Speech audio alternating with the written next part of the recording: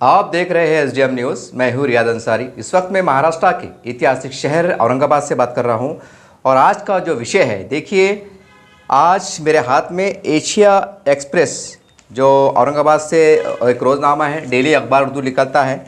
ये मराठवाड़े का एक बहुत मकबूल-ए-आम पेपर है। पूरे मराठवाड़े में, महाराष्ट्र में पढ़ा जाता है और हर टाइम ये एकता भाईचारगी के लिए अखबार बहुत मशहूर है और ख़ास करके सिलगते हुए मसाइल पे अपना बेबाक ये लिखते भी हैं।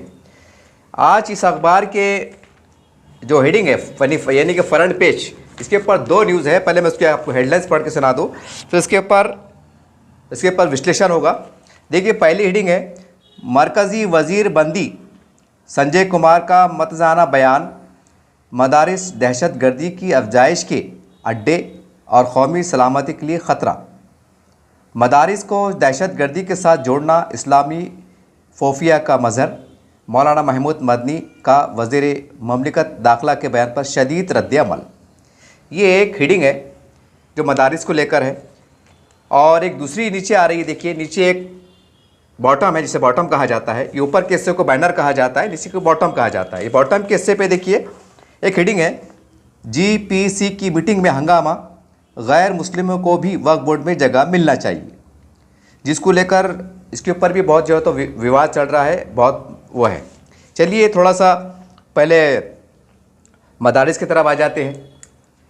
देखिए, एक अरसे दराज से खामोश तरीके से तो कई शोर हंगामे के साथ हिंदुस्तान में जितने भी मदारिस चल रहे हैं, खासकर अरबी मदारिस, तो इसको लेकर फ़िरका परस्तियों की नज़र रहती है और उनके मदरसे उनकी नज़रों में खटकते हैं। कभी कभी सरकार के मुख्तलिफ लीडर के बयान आते हैं, जैसा आज बयान आया है। एक अज़लामा तराशी होती है, बहुत सी बातें होती हैं, लेकिन अब वक्त आ गया है। अब 77 साल में जो भी चला, जिस तरह से भी चला, क्योंकि सेकुलर सरकारें थी बहुत सी, इसमें कोई शक नहीं कि मुसलमान एक बड़ी मतलब तरह से नाइंसाफ़ी के शिकार रहे। लेकिन ये खुशगवार एक माहौल ये भी था कि भाई कम से कम मदारिस, ये वो सारी बातें, मुसलमानों के मजहबी त्यौहार है, ये कहीं ना कहीं पुरअमन तरीके से चलते थे, होते आ रहे हैं, सारी बात है। लेकिन अब हालात बदल गए हैं। पता नहीं कि मदारिस को, मुसलमानों को किसकी नज़र लग गई है, वक्फ बोर्ड को, कि अब ये इसके ऊपर भी राजनीति हो रही है। बहुत अफसोस की बात है। तो इसके लिए आज सवाल ये है कि आज सरकार की या बहुत से मतलब तंजीमों के जो लीडर है और कई जो चंद मुट्ठी भर लोग ऐसे फ़िरका परस्त नज़रिए के हामी हैं, वो अक्सर मदरसों पर निशाना साधते रहते हैं। तो इसमें हमने ये भी देखा है कि इससे पहले कई बार मदारिस को लेकर मुख्तलिफ बयानात आए हैं। वो बयानात का लबो लहजा ये हुआ करता था कि ख़बरदार मदरसों की तरफ कभी आँख उठा कर नहीं देखना, न तो ये हो जाएगा, न तो वो हो जाएगा। हम जो है तो हमारी चंदे से, सदक़े से, खैरात से हम मदारिस चला रहे हैं। सरकार को ऐसा बावर किया जाता था, बतलाया जाता था, ये सारी बात होती थी। लेकिन एक तरफ जो है तो सच्चर कमेटी की रिपोर्ट आती है और मुख्तलिफ़ कमीशनों की रिपोर्ट आती है।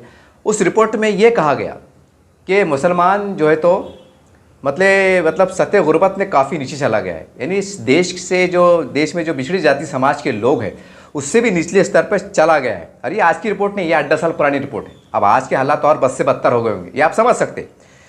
और एक रिपोर्ट ये भी आई कि इस देश का मुसलमान असरी तालीम में काफ़ी बिछड़ कर चल रहा है। असरी तालीम, अरबी तालीम और असरी तालीम, जिसको हम जो है तो मतलब Marathi medium, Urdu medium, English medium कहते हैं, उससे कहते हैं असरी तालीम। तो सवाल ये है कि जब ये इतनी बड़ी रिपोर्ट आई है कि मुसलमान, पूरा देश का मुसलमान मजमूई तौर से इल्ला माशाल्लाह 10-15% अगर कई मुसलमान ठीक ठाक है, कोई ज़िले में, कोई ताल्लुक़े में, तो बहुत बड़ी कामयाबी की दलील नहीं है। लेकिन बड़े मतलब 80-85% जो मुसलमान हैं वो कहीं ना कहीं जो है तो असली तालीम में पिछड़ कर चल रहे हैं। और हमारे पास जो है तो ये नेटवर्क चला पूरे भारत के अंदर कि हर मतलब गांव में, शहर में मदरसे क़ायम होते गए और वो मुसलमानों की ज़कात, खैरात, इमदाद पे वो चला करते हैं, आज भी चल रहे हैं। मुश्किल हालात ज़रूर है लेकिन चल रहे हैं। अल्लाह नज़र बद से बचाए, कोई बदगुमानी भी नहीं है। लेकिन ऐसा क्यों नहीं हो सका, ऐसा क्यों नहीं हो सका, ये सवाल बड़ी शिद्दत से आज उठ रहा है कि मदारिस के साथ मतलब असली तालीम के इदारे खुल क्यों नहीं सके। जबकि ये कड़वा सच है कि एक अजीब गरीब हमारे पास माहौल पाया जाता है। अगर कोई मौलवी नुमा सफ़ीर चाहे मदरसे, छोटे मदरसे का हो या बड़े मदरसे का हो, वो अगर आता है कि साहब मैं फ़लाँ मदरसे से आया हूँ, 50 बच्चे ज़ेर तालीम है, 150 बच्चे ज़ेर तालीम है, 200 बच्चे पढ़ते हैं, 500 बच्चे पढ़ते हैं, तो बंदा सामने वाला जो भी है उसको जो भी है मदरसे का नाम बोलो जो भी है उसको 50 रुपये, 100 रुपये, 500 रुपये, 1000 रुपये ज़कात समझ कर अपने मरहूमिन की तरफ से दे देते हैं, पौधी बनाते हैं। और रमज़ानों में तो बड़े पैमाने पे जो तो ज़कात का एक बड़ा हिस्सा जाता है। जबकि एक सर्वे रिपोर्ट है, देखिए काफ़ी पुरानी सर्वे रिपोर्ट है, मैं समझता हूँ 10-12 साल पुरानी रिपोर्ट है, एक टीवी की रिपोर्ट है, देखिए चैनल की, उसमें ये कहा गया था कि इस देश का, अब ये हमारे जो तमाम बड़े ज़िम्मेदार है ये इनको बहुत सोचने की ज़रूरत है, ये मेरी अपनी कोई रिपोर्ट नहीं, ये मत कहिएगा कि भाई ये बंदा हमको सिखा रहा क्या, ये रिपोर्ट है 10-12 साल, मेरे ख्याल से ईटीवी प्रोग्राम के अंदर एक प्रोग्राम चल रहा था इस्लामी, एक बहस चल रही थी, तो उसके अंदर ये बात ज़ेर हो रही थी और वो अखबार में छपा, ऐसा नहीं कि मैं कह रहा हूँ। उसके अंदर ये कहा गया था कि इस देश का जो मुसलमानों की आबादी का कुल मजमूई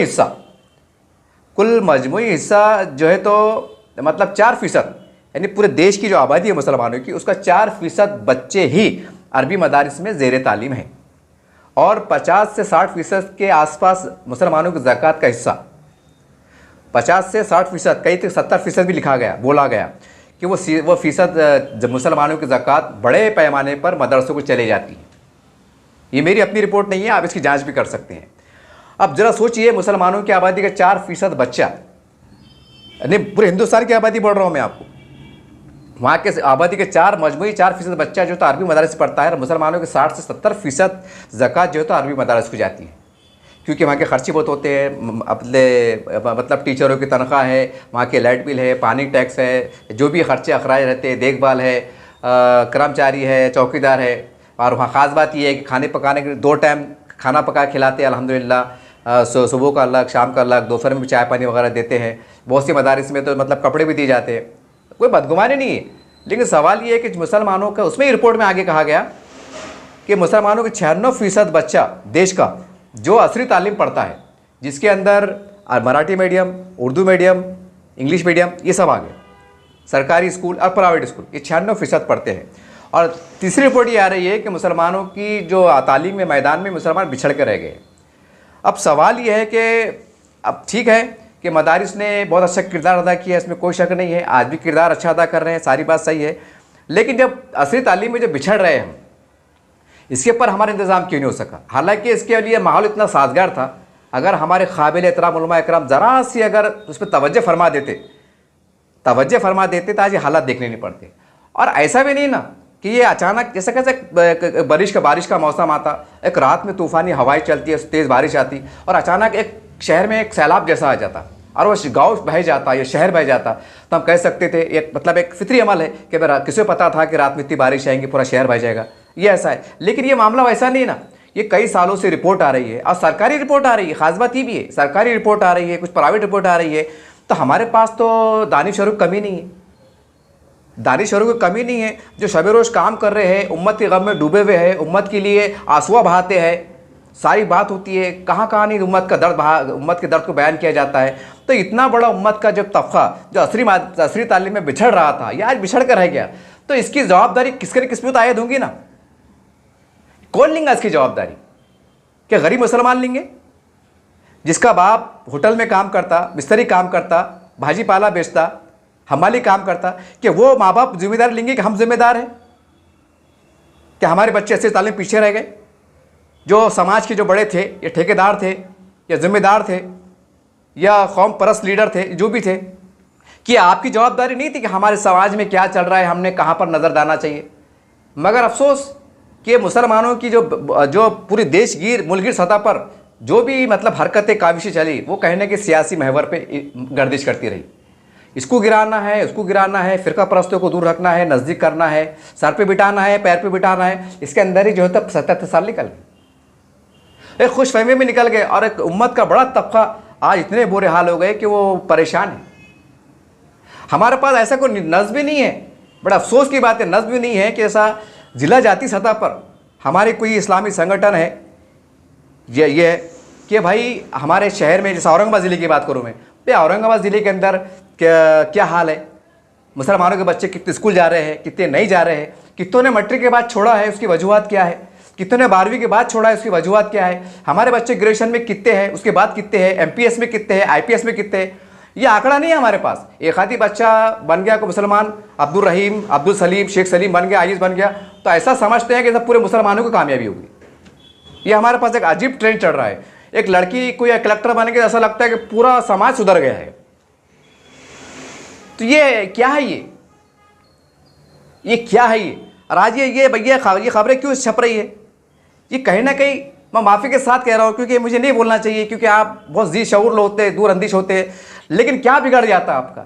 10 एकड़ ज़मीन लेते हैं, 5 एकड़ ज़मीन लेते हैं, उसके बाद अगर बिल्डिंग खड़े कर देते हैं कि भाई इसके साथ हम जो है तो प्राइमरी से लेकर पहली से लेकर 12वीं तक, ग्रेजुएशन तक कॉलेज चलेंगे, स्कूल चलेंगे, आपका क्या बिगड़ जाता?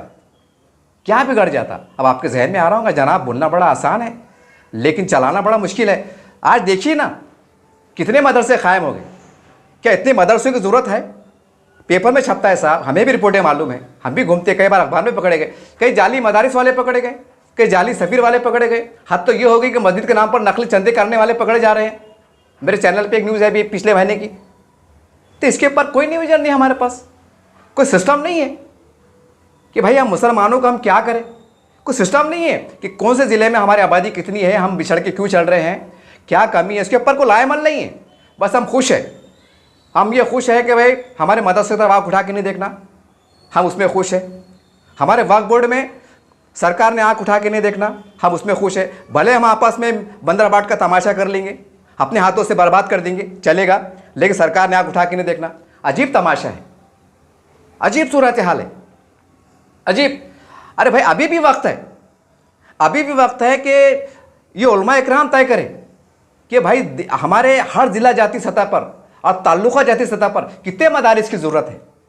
आज हम देखते हैं, हम जाके सर्वे कर लो, हम भी जब मस्जिद में नमाज को जाते हैं तो कोई ना कोई सफ़ीर उठ के खड़े होता है, बोलता है कि भाई 50 बच्चे पढ़ते हैं, 30 बच्चे पढ़ते हैं, 80 बच्चे पढ़ते हैं। तो क्या हमारे पास ऐसा निविजन नहीं है कि भाई अगर मान लो एग्जाम्पल दे रहा मैं आपको समझने के वास्ते, औरंगाबाद के अंदर समझो 20 मदारिस है, कि हम उसके अंदर उसको 10 मदारिस में कन्वर्ट कर दें, वो मदारिस को हम इधर करें और 10 मदारिस को हम जो होते हैं बेहतरीन असली तालीम के इदारे खोलें, Marathi medium, English medium, Urdu medium, जहाँ पर पहली से लेकर या केजी से लेकर तो ग्रेजुएशन तक जो है तो एक तालीम का निज़ाम हो, जहाँ पर ये निज़ाम हो कि कोई एक बंदा ये दरख्वास्त लिख के देते कि मेरे वालिद रिक्शा चलाते हैं और मैं फ़ीस नहीं दे सकता, तो ऐसे उस दरख्वास्त की बुनियाद पर जो है तो उसको फ़ीस सबीलिल्लाह उसको ड्रेस भी दिया जाए, उसको काफ़ी भी दिया जाए, उसकी फ़ीस भी भरी जाए, उसका ट्यूशन फ़ीस भी भरी जाए। कि हम ऐसा इनकलाबी निज़ाम पैदा नहीं कर सकते? हम पैदा नहीं कर सकते? कब तक हम ये बोलते रहेंगे और कानों को खुश करते रहेंगे कि हमने 950 साल हुकूमत किया? ये कब तक हम कानों को खुश करते रहेंगे कि हमारे खदमों में ताज पड़े रहते हैं? हम कब तक हम ये कानों को खुश करते रहेंगे कि लाल किला हमने दिया, बीबी का मकबरा हमने दिया, कुतुब मीनार हमने दिया? आपने कौम को क्या दिया? आपने कौम को क्या दिया? क्या मदरसे ही चला लेना कि बहुत बड़ी कामयाबी की दलील है? ये मैं बहुत हाई लेवल की बात कर दिया, हो सकता सारे लोग शायद एक हड़कम जैसा मचे, लेकिन सही है ना साहब? ये अखबारी की रिपोर्ट आ रही है, टीवी पर रिपोर्ट आ रही है, सारी बात है यार, मेरी अपनी रिपोर्ट नहीं ना। चलो मैं अगर हो सकता आपको बोतान लगा दे रहा, नौज़बिल्ला माज़अल्लाह, क्योंकि उलमा जो तो अम्बिया के वारिस है, ये रिपोर्टें आ रही हैं कि मुसलमानों का समाज असली तालीम में बिछड़ कर रह गया है। हमारी खुद की रिपोर्ट है। ऐसा निज़ाम क्यों नहीं है? जैसा हम तबलीग जमात की मिसाल ली, देखो महल्ले महल्ले में जाते हैं, खटका मारते हैं, सुबह सुबह निकलते हैं, मगरिब के बाद निकलते हैं, असर के बाद निकलते हैं, माशाल्लाह हर गली कोई नुक्कड़ कोई गली के वो नहीं छोड़ते हैं, अल्हम्दुलिल्लाह।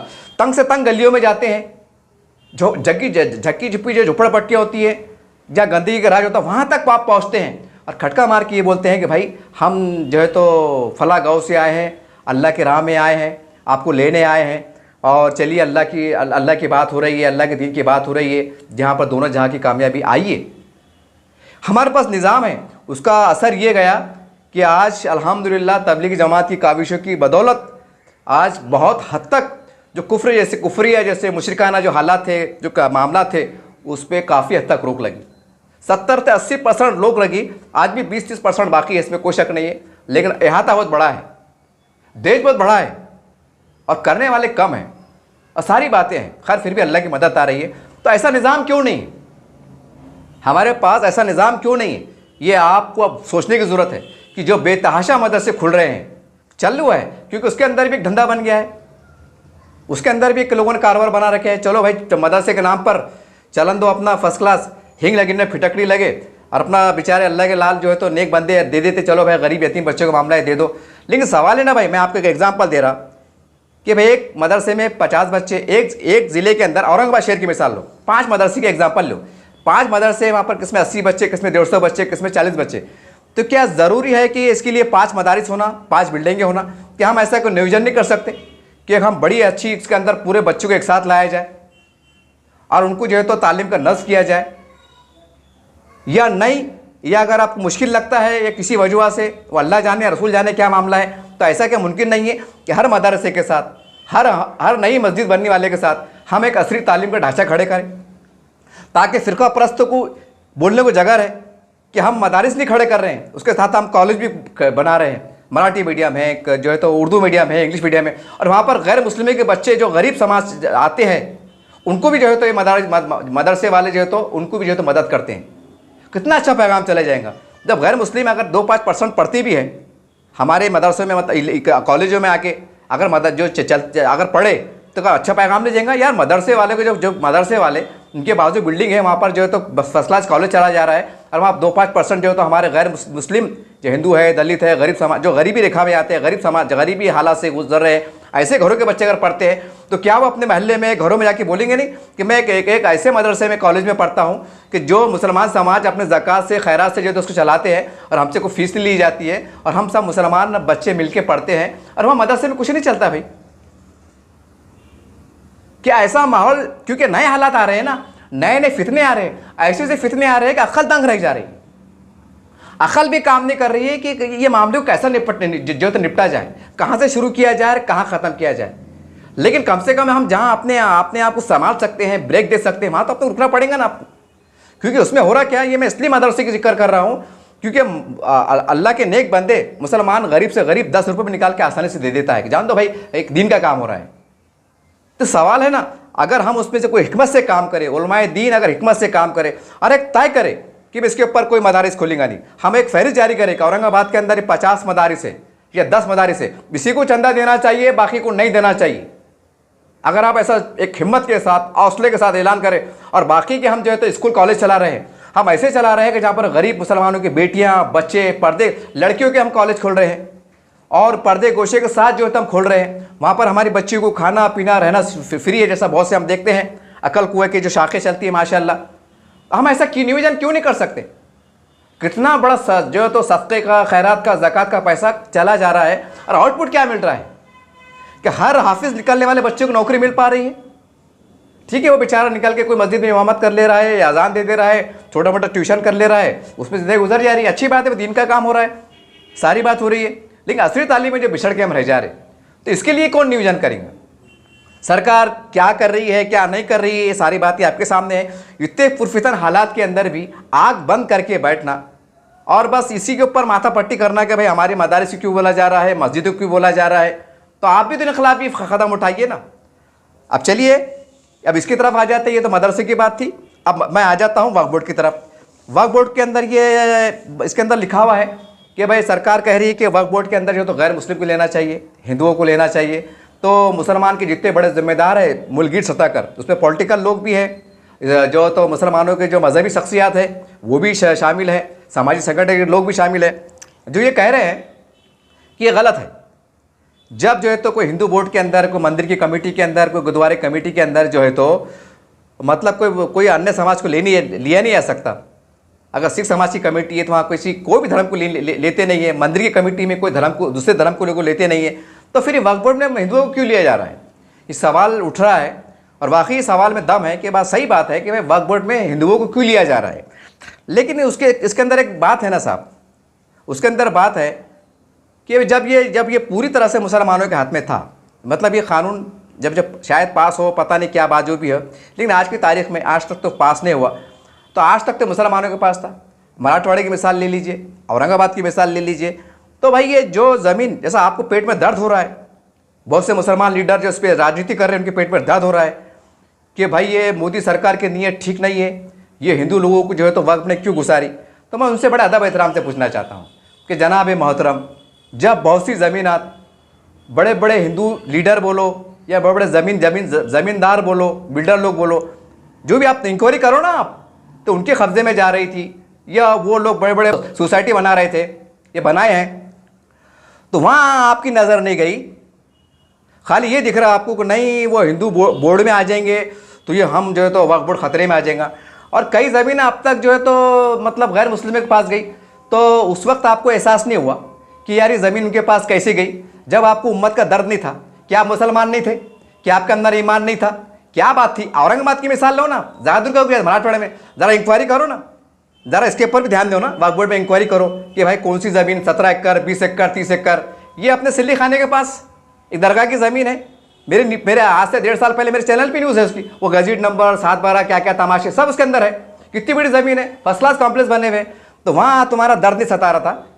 हाँ, अरे ये हमारे जो चारों इस्लामी संगठन के जिम्मेदार है, क्या आपको भी एहसास नहीं हो रहा था कि औरंगाबाद शहर में इतनी ज़मीनात पड़ी हुई है कि हम सरकार से नुमाइंदगी करें? अरे भाई कोई कानून फ्रेम में बिठा के जब उनको दिया गया, पैसों का खेल था, तो अगर ठीक है भाई हमारे पास कोई इतने बड़े सरमाएदार नहीं है, लखपति करोड़पति नहीं है, कोई मुसलमान के अपने अपने दम पे जो है तो पैसा खर्चा करेंगे। अरे हमारे पास ज़कात का निज़ाम है ना, खैरात का निज़ाम है, सदक़े का निज़ाम है।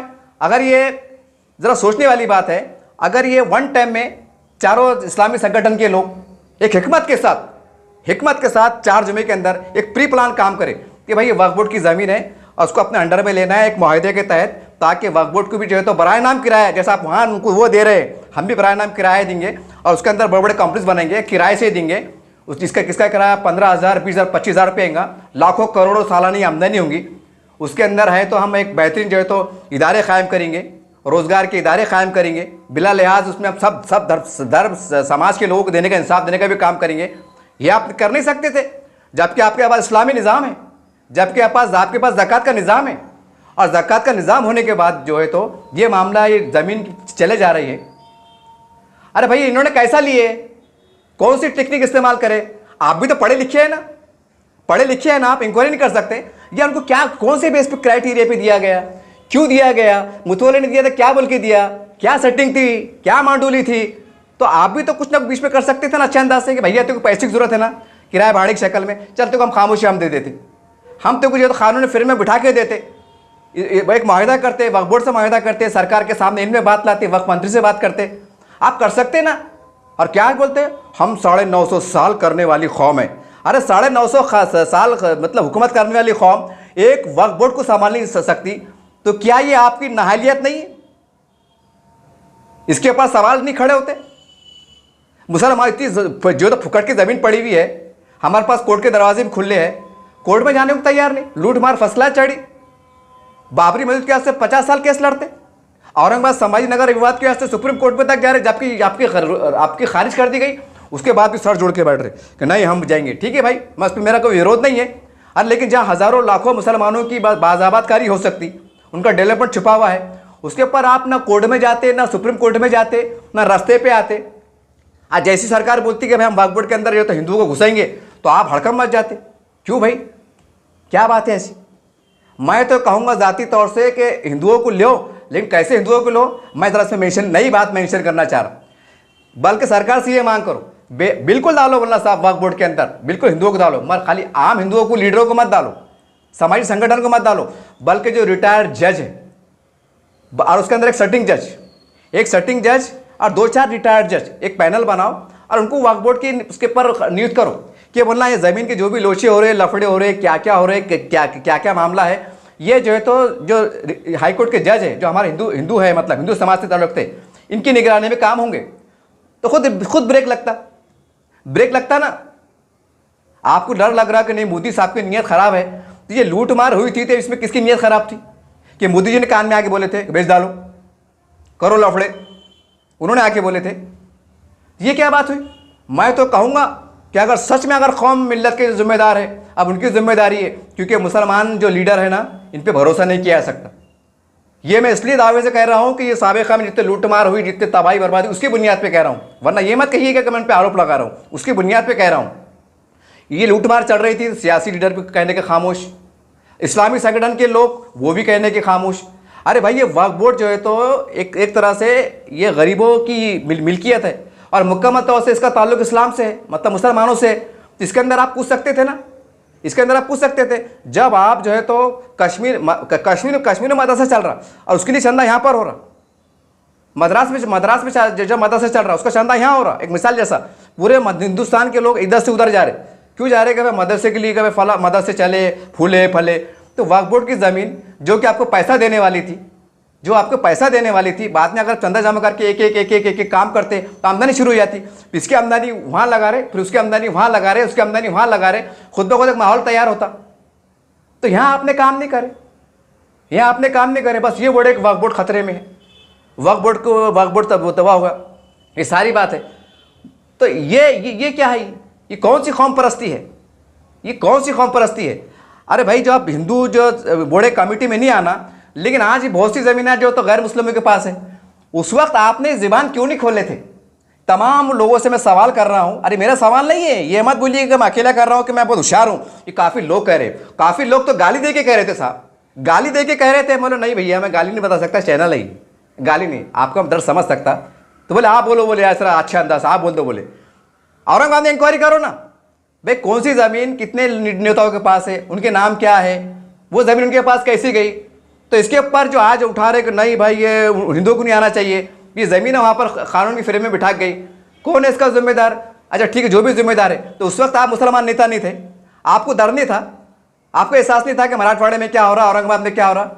इलेक्शन के वास्ते दूर से आ जाते, दूर से दूसरे स्टेट से आ जाते और मुसलमानों के लिए एक जज्बा तहरीर करते, अरे कौम है मिल्लत इस्लामिया, ये ऐसी बातें करते। और यहाँ जो लूटमार हुई, यहाँ आपका जहन काम नहीं करता, यहाँ कापी नहीं लगते, यहाँ वकील खड़े नहीं करते सुप्रीम कोर्ट में, हाई कोर्ट में कि हम केस लड़ेंगे, नहीं खड़े करते, खाली राजनीति करते, फुकट की राजनीति करते। इसमें मैं ये नहीं कह रहा कि आप गलत बोले, लेकिन सवाल ये जो गिल्ला पतला तुमने आगे बोले, तो जो उस वक्त के जो जिम्मेदार थे, तो भाई ठीक है आपने नहीं करे, तो फिर आपका काम है लड़ना। आपका अगर आप कौम के हमदर्द है, आप सच्चे कौम के अलमबरदार है, कौम के आपको मसीहा नेता मानते हैं, तो आपका काम था मैदान में आना। ठीक है भाई, समाज के अगर कुछ मुट्ठी भर लोग गलत काम कर रहे हैं तो आपने आके उसको डिफेंस करना, उनको जो था पुलिस उनके ऊपर पुलिस कार्रवाई करना, उनके ऊपर पुलिस दर्ज कराना, ये आप नहीं कर सकते थे, मगर खामोश। आज सरकार एक्शन में आई, सरकार ने बोली कि नहीं हम अपनी निगरानी में लेते हैं, तो आपके पेट में दर्द हो रहा। तो सवाल ये है ना भाई कि अब तक तो मुसलमानों को फ़ायदा नहीं हुआ तो बोलते रहे ऊँट की मुँह में जीरा, वैसा फ़ायदा हुआ। तो फिर मुसलमानों के पास रही क्या और नहीं रही क्या फ़र्क पड़ता है? क्या फ़र्क पड़ता है? आप बहुत से लोग कमेंट करेंगे, अरे मियाँ तुमको मालूम क्या, आगे मुसलमान ज़रूरत पड़ेगी। अरे आज फ़ायदा नहीं हुआ 30-35 साल में, और इतने हालात अब ख़राब हो रहे, तो क्या उम्मीद की जा सकती है? अब सवाल नहीं भी एक। बहरहाल ये बड़े तल्ख बातें थी, बड़ी सच्चाई पे मबनी बातें थी। और जो आज जो बीजेपी को बुरा बोल रहे हैं, सरकार को बुरा बोल रहे हैं, तो सवाल ये है कि जब वक्फ बोर्ड आपके हाथ में दे दिया गया था, तो जो उस वक्त जो तबाही बर्बादी चल रही थी, उस वक्त आप सो रहे क्यों थे? उस वक्त आप सो रहे क्यों थे? और इतनी ज़मीन नहीं गई ना, चलो भाई जान दो, 2-5 लाख का प्लाट चलेगा, जान दो क्या फ़र्क पड़ता, जान दो, चलते रहता। लाखों करोड़ों का बजट है ये, और उसके अंदर खामोशी इख्तियार की गई।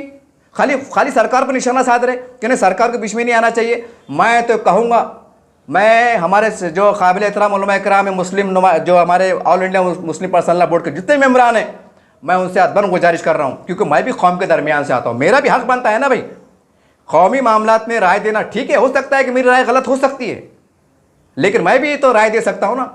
जब कौमी मसाला आते हैं तो मैं भी राय दे सकता हूँ।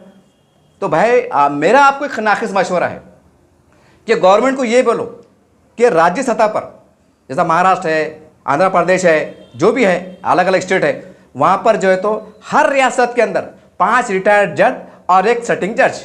अगर कुछ वाद विवाद हुआ, कुछ लफड़ा अगर मंजर आम पे आया, तो सिटिंग जज की तरफ टेबल में फाइल जाना कि साहब महाराष्ट्र में ऐसा ऐसा है, जानले ज़िले का मसला है, औरंगाबाद ज़िले का मसला है, और वो कमेटी उनको ऐसा पावर देना चाहिए कि वो आखिरी फाइनल उसके ऊपर तुम जा नहीं सकते। हाँ, अगर आपको अधिकार है, मतलब अपील करने कर सकते हैं आप, लेकिन ऐसा डंडा चलना चाहिए कि वक्फ बोर्ड के अंदर अगर ज़रा गौर करो, वहाँ अगर रिटायर्ड जज को अगर हुकूमत नामजद कर दे और उनको पावर दे दे, पावरफुल पावर है, रिटायर्ड जज जरूर है लेकिन पावर के साथ है कि ये 5 साल 10 साल कैसे बैठे हुए और इनका फैसला आखिरी रहेगा। हाँ, इसकी अपील आप हाई कोर्ट में कर सकते हैं, सुप्रीम कोर्ट कर सकते हैं, लेकिन इनका आखिरी फैसला रहेगा, ज़मीन देना कि नहीं देना, वापस लेना कि नहीं लेना, किराया भाड़ा बढ़ाना कि बढ़ाना, ये लफड़ा क्या था, कितने में गई थी, क्यों गई थी।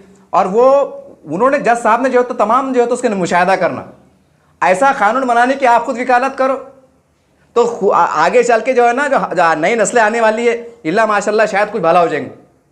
न तो अगर ये बोलेंगे ना कि मतलब सरकार ने नहीं आना, हिंदुओं ने बीच में नहीं आना, तो जो बच्चा कुचा है ना, वो तो आप सब जाके ना, आप सबको इशारा मिल गया कि भाई अब ये बच्चा कुचा है, बोलते ना भागते की लंगूटी से लपेट डालो, हिसाब हिसाब से अब तो बाकी से खत्म ही छोड़ने वाला है। अब सब जागे ना, जो शेर सो रहे थे उनके वायरस आ गए उनके अंदर, और अब बाप रे जमीन अभी से हड़प, अभी से कुछ तो करो कानून ने फिर में बिठाकर, नहीं तो आगे क्या होने वाला, क्योंकि मोदी साहब जाग गए। अब मोदी है तो मुमकिन है, और मोदी साहब एक बार जाग गए थे तो फिर बांध काम होता भैया। बांध काम बोले तो ऐसा डंडा चलता कि फिर अच्छे अच्छे के जो तो माँ का दूध याद आता, हमने कई बार देखे।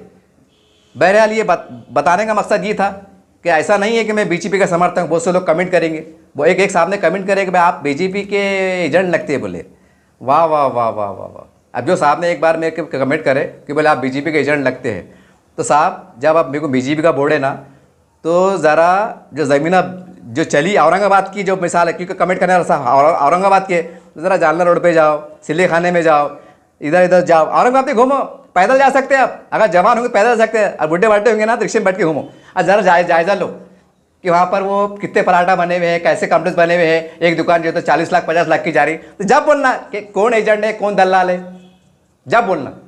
ये जान जलती ना साहब करके बोले, यानी अपने हाथ से हम लूट मार करेंगे, आंखें बंद करके बैठेंगे, नहीं चलन दो चक्री तो ठीक है। और गवर्नमेंट अगर बोल रही है कि नहीं हम ये भ्रष्टाचार नहीं होने देंगे, तो आप बोल रहे नहीं नहीं इसमें हिंदू मुसलमान कर दे रहे, जातिवाद कर दे रहे, बीजेपी को नाम रख रहे, ये कर रहे। अरे सीधी सी बात है, शुरू से अगर आप ईमानदारी से काम करते, सही तरीके से चलते, हज़ारों मुसलमानों का फ़ायदा होता, उनका विकास होता, डेवलपमेंट होता, सारी बात होती, सरकार के पास रिपोर्ट भी आती कि नहीं भाई सब ठीक चल रहा, कोई भ्रष्टाचार नहीं है, कोई कुछ नहीं है, तो सरकार के बीच में आती, सरकार के बीच में आती और आप रिपोर्टें पेश कर सकते, कोर्ट में आ सकते साहब हमने अच्छा काम करे, हमने तो इतने स्कूल चढ़ रहे, इतने कॉलेज चढ़ रहे, इतने गरीबों को फ़ायदा हो रहा, आप रिपोर्ट पेश कर सकते थे। आज क्या रिपोर्ट पेश करेंगे कोर्ट के अंदर तुम खड़े रह के?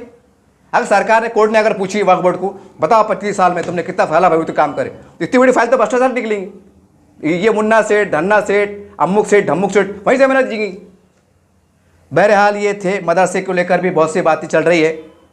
तो अब उलमा इकराम को चाहिए कि एक मॉडर्न जो है तो मदरसा, एक ऐसा मदरसे के साथ एक ऐसा एक स्वरूप पेश करो, एक ऐसा मॉडल पेश करो कि जो आज मदरसे चल रहे हैं, क्योंकि ज़मीन माशाल्लाह ज़्यादातर मदरसों के पास बड़ी बड़ी रहती है, 15 एकड़ 20 एकड़ 30 एकड़, क्योंकि वो शहर से दूर लेते हैं ताकि भाई कोई हंगामा ना हो, अच्छे से सुकून से तालीम उनका मकसद ये रहता है।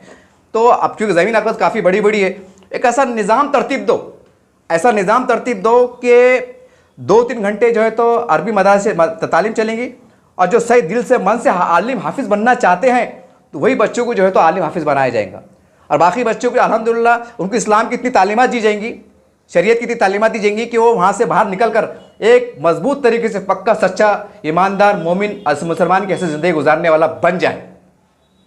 ऐसा माहौल और तरतीब दो, और वहाँ पर जो है उसके साथ कॉलेज पढ़ाई का निज़ाम ये तरतीब दो आप। लेकिन आज पूरे भारत में, पूरे महाराष्ट्र में, पूरे मराठवाड़े में अभी निज़ाम को तरतीब देना पड़ेगा, मदरसों की सूरत हाल को हमको बदलना पड़ेगा, और हमको उसके साथ कॉलेज हर तमाम मीडियम की चलाना पड़ेंगे। क्योंकि साहब इतना पैसा ज़कात देने बैठे, लोग खैरात देने बैठे, अरे देते हैं लोग, और ये आपको तय करना है क्योंकि आप हमारे बड़े हैं, आप अंबिया के वारिस हैं, हम आपके ऊपर कोई लपकुशाई नहीं कर सकते, हमारी कोई हैसियत भी नहीं, हमारी कोई औकात नहीं है, लेकिन वक्त के हिसाब से आपको तय करना है कि वाकई हर अदला जाती सतह पर हमें कितने अरबी मदारिस खोलने की ज़रूरत है, कितने मदारिस खोलने की ज़रूरत है, ये आपको तय करना है। ये बहुत बड़ा मसला है, इसके अंदर करोड़ों रुपए का बजट जो है तो सर्फ हो जा रहा है। कई ऐसे देखने में आ रहा है कि 20 बच्चे पढ़ रहे हैं, 25 बच्चे चढ़ रहे हैं, कैसा देखने में आ रहा है कि अरबी मदरसे पढ़ते हैं बच्चे घरों को जाते हैं। कई अखबार में आई हुई साहब रिपोर्ट, ऐसा नहीं कि मैं कोई इस्लाम तराशी कर रहा हूँ, इसकी वजह से मदरसे बदनाम हो रहे हैं, इसकी वजह से जो अच्छे मदरसे चलाने वाले हमारा अक्कल कुएं है, ये है बड़े बड़े अल्हम्दुलिल्लाह हमारे पास जामा मस्जिद के मदरसे और इनकी ज़ेर एहतराम जो मदरसे चलाए जा रहे हैं, ये काबिल एहतराम है, ये बहुत बड़ा काम कर रहे हैं। जो बहुत बड़ा काम कर रहे हैं मदारिस, इनके ऊपर सवाल उठ रहे हैं। तो अब ज़रूरी है कि हम एक ऐसा निज़ाम तरतीब दें और बिल्कुल ऐसा सख्ती के साथ ऐसा निज़ाम बनाएं कि औरंगाबाद ज़िले में अगर 20 मदारिस की ज़रूरत है, अरे क्या ज़रूरत है भाई, जब आप खाने पीने की ज़रूरत है, मतलब खाने पीने के साथ है, तो फिर बात ख़त्म होती ना, बात ख़त्म हो जाती। वहाँ पर सेट करो, डबल बिल्डिंग बनाओ, अगर सिंगल में डबल बनाओ, अल्हम्दुलिल्लाह वहाँ तरतीब दो कि भाई महदूद बच्चे एक बिल्डिंग के अंदर 100 बच्चे पढ़ेंगे, खाने पीने के नफ्स के साथ पढ़ेंगे, और उसके बाजू आयते के अंदर आलीशान बिल्डिंग है जहाँ पर साइंस टेक्नोलॉजी के कोर्सेज लाए जा रहे हैं, पढ़ाए जा रहे हैं, जिनके साथ एक हाथ में कुरान एक हाथ में कंप्यूटर साइंस। कितना अच्छा मैसेज जाएगा, कितना अच्छा मैसेज जाएगा। ये हमें खुद अपने तौर से कोशिश करना पड़ेगी। ये मैंने तो चंद मिनटों में बोल दिया, लेकिन ये बहुत बड़ा काम है साहब। और यकीन मानिए कौम देने बैठी, आप रिजल्ट लीजिए। मेरे कई लोग ऐसे जिम्मेदार हैं, वो बोलते हैं अंजर साहब पहले तो मैं 1000 रुपये दे देता था बोले मदरसे में, अब दिल नहीं बोलता बोले यार, अब सिर्फ चुप कैसा है बोले वापस भिजाना दिल नहीं बोलता बोले, दाढ़ी टोपी देख के तो 100 रुपये देता बोले। मेरे दोस्तान 2-5 लोग हैं, मतलब अच्छे साहिब हैसियत है। मैंने क्यों है साहब ऐसा क्यों, क्या है बोले यार सब लफड़े सुनने में आते बोले यार, कोई रिजल्ट भी नहीं आ रहा बोले, ऐसा बोल रहे हो। मतलब ये है कि कौम का बड़ा जो तबका है ना बदजन हो रहा है, ये बहुत बड़ी रिपोर्ट है। आप ये मत समझिए कि मैं कोई मदारिस पे कीचड़ उछाल रहा हूँ या बदनामी या मदरसे की बदनामी कर रहा हूँ, ये एक तल्ख सच्चाई आपको बता रहा हूँ कि हम भी समाज में घूमते हैं ना साहब, हम भी तो इतने बच्चे नहीं ना, हम भी मदारिस में जाते हैं, मदरसों में जाते हैं, जलसे में जाते हैं, जुलूस में जाते हैं, इज्तिमा में जाते हैं, बयानात में जाते हैं, अच्छी बुरी खबरें हम भी पढ़ते हैं, पढ़ाते हैं, बताते हैं। ऐसा नहीं है कि हम एकदम कोई खेड़े पाड़े में रह रहे, हमको बोलते हैं कि हमको कुछ खबर ही नहीं है, ऐसी बात तो है नहीं। बहरहाल ये बहुत ज़रूरी है कि हम मदरसों को, आखिर में मैं वीडियो मेरा एंड हो रहा है, मदरसों को ऐसा मॉडर्न तरीके से पेश किया जाए कि हुकूमत को हम बता सके फ़ख्र के साथ कि ये यहाँ पर मदरसे के साथ कॉलेज असली तालीम के बड़े इदारे चल रहे हैं, और यहाँ पर हम 5% 10% हमने गैर मुस्लिम के लिए दरवाजे खुले रखे हैं, जो गरीबी में आते हैं उनके लिए दरवाजे खुले, ताकि वो हमारे गैर मुस्लिम समाज के बच्चे, हिंदू हो, दलित हो, मराठा वगैरह, वो कॉलेज में पढ़े, उनको लगे कि क्या अच्छा निज़ाम चलता है, क्या डिसिप्लिन है, क्या अखलाकियात सिखाई जाती हैं, माँ बाप का अदब, बड़ों का अदब, छोटे से प्यार, चलने का तरीक़ा, बैठने का तरीक़ा, खाने का तरीक़ा, रहने का सलीक़ा, क्या इंसानियत की बात, क्या प्यार मोहब्बत की बात। जब वो बच्चे देखेंगे तो यकीनी तौर से अपने बस्तियों में जाकर, अपने खानों में जाकर, क्या वो मदरसे की तारीफ़ नहीं करेंगे, क्या इस्लाम की बात नहीं करेंगे, क्या इस्लाम की तालीमत का जिक्र नहीं करेंगे, बात ख़त्म हो जाती। बहरहाल ये बहुत ज़रूरी चीज़ें थी जो आज इसके ऊपर भी वो चर्चाएँ चल रही हैं, तो मैंने सोचा इसके ऊपर जो हमारे बड़े ज़िम्मेदार हैं उनके सामने बात को रखी जाए। यकीनी तौर से इसमें तल्ख़ बातें ज़रूर थी, लेकिन यकीन मानिए, बोलते ना एक बड़े नुकसान से छोटा नुकसान, बड़े नुकसान से छोटा नुकसान। तो बस मेरी बात को ये लीजिए कि भाई आदमी तल्ख़ ज़रूर बोल दिया, हमको तकलीफ़ ज़रूर हुई, लेकिन सिर्फ आपको तकलीफ़ पहुँची, नुकसान नहीं पहुँचा। तो आने वाले भविष्य के अंदर कि नए समीकरण में, नए राजनीतिक हालात में और नए सब कुछ हालात में हम नए सिरे से एक नए निज़ाम के साथ हम कैसा उठ सकते हैं, और इस देश की बड़ी अक्सरियत को हम जो गलत फहमी का अंबार फैला रहे हैं, बहुत से लोग बहकाने पे लगे हुए हैं, उसको हम कैसा अपना हमनवा बना सकते हैं, उनको हम कैसी एक सच्ची और पक्की और साफ तस्वीर पेश कर सकते हैं, हमें इसके ऊपर भी मेहनत करने की ज़रूरत है। अब ये बोलने से काम चलने वाला नहीं कि ख़बरदार हमारे मदद से तो आप उठा के देखा, तो ये गलत बात है। ये जुमले से ये आ चुका है अखबार के अंदर, इससे पहले 8-10 सालों में आ चुका, हमने अखबार में पढ़े और सुने भी, उससे जो है तो सरकार को गलत मैसेज आता है, क्या बात है भाई ऐसा क्यों बोले, हमारे मदरसे तक आप उठा के देखना नहीं। अरे उनको बोलना आओ, वेलकम है, आओ देखो हम कैसा सदका जमा कर रहे, कैसा खिला रहे, कैसे इंसानियत की तालीम दे रहे, और कैसे नेक बच्चों को नेक अच्छा बना रहे, आओ और तुम यहाँ रात दिन पढ़ो, तुमको हम खिलाते दे रहे, देखो हम क्या क्या पढ़ाते, कैसा पढ़ाते। आपने तो ऐसा बोलना चाहिए। बहरहाल ये तो बहुत सी बातें थी, वीडियो काफ़ी बड़ा हो रहा है, उम्मीद करते हैं कि हमारे बड़े जिम्मेदारान इस चीज़ की तरफ भी आप देखो, हमारे गलतियों की तरफ भी देखो। हमारे अंदर समाज में जो मुट्ठी भर लोग, जो मीर जाफ़र घुसे हुए हैं, जो कौम की कहीं ना कहीं मुट्ठी भर लोग कौम की दलाली भी करते हैं, कौम को बेचने का काम भी करते हैं, सियासी हमारे सौदे करते हैं, ऐसे के तरफ भी एक नए निज़ाम के साथ उठने की ज़रूरत है, बड़ी ज़रूरत की ज़रूरत है। और ये ज़रूरत आप कर सकते हैं, ये बड़े लोग कर सकते हैं। हो सकता है कि आपके ऊपर भी किरदार कशी होगी, हो सकता है कि आपको निशाने पर रखा जाएगा, हो सकता है कि आपके खिलाफ भी बहुत ही नाराज़गी बात हो सकती है, लेकिन हमें, अगर हम सच में नबी की बात करते हैं तो हमें ये भूल जाना पड़ेगा कि अगर हमारे समाज का कोई बंदा गलती कर रहा है तो हमें उसके खिलाफ भी मोर्चा खोल देना पड़ेगा। ऐसा मोर्चा खोल देना पड़ेगा कि हमको जेल के सलाह के पीछे पहुँचाना पड़ेगा। ये सोच के नहीं छोड़ सकते हम जान दो मुसलमान है, नहीं, ये बताना पड़ेगा कि हम ऐसे मज़हब को फॉलो करते हैं कि जहाँ हम बदउनवानी 1 रुपया बर्दाश्त नहीं कर सकते, भले हमारा सगा भाई क्यों ना हो, वो वक्त कितना बड़ा क्यों ना हो, वो कितना भी बड़ा दाढ़ी नुमा मौली मुल्ला क्यों ना हो। मैं ये लफ्ज़ मैं इसलिए इस्तेमाल कर रहा हूँ कि उलमा सू का भी जिक्र आया है, ये उलमा सू का जिक्र आया है, इसलिए मैं लफ्ज़ को इस्तेमाल किया हूँ। अब उलमा सू का मतलब हमारे बड़े अच्छी तरह समझ सकते हैं, मैं ज़्यादा उसके डेफिनेशन में जाना नहीं चाहता, वीडियो काफ़ी बड़ा हो जाएगा। बहरहाल तमाम बातें थी, उम्मीद है कि इसके अंदर अच्छी बातों पर आप एक नए निज़ाम के साथ, फ़िक्र के साथ बैठेंगे और बेहतर क्या कर सकते आप करने की कोशिश करेंगे। ये आज वक्त और हालात की ज़रूरत है। देखते रहिए आप SDM न्यूज़ चैनल। जय हिंद, जय महाराष्ट्र।